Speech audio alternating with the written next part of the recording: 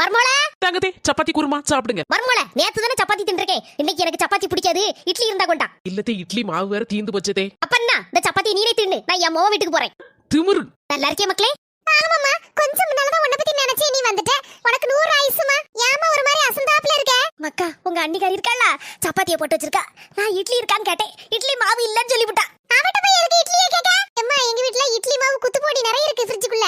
அதை எடுத்துட்டு வந்து இட்லியை உனக்கு எத்தனை வேணுமோ அவிச்சுக்க. அப்படியே எனக்கு ஒரு 10 இட்லி அவிச்சு தந்துருமா. அம்மா நீ வந்தது எனக்கு எவ்வளவு சந்தோஷம் தெரியுமா? என் செல்ல மவளே.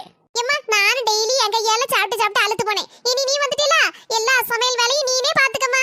காலையில டிஃபன், மத்தியானம் சோறு, நைட் டிஃபன் எல்லாத்தையும் நீனே உன் கையால செய்தம்மா. ரொம்ப டேஸ்டா இருக்கும். நான் உட்கார்ந்து திங்கேன்.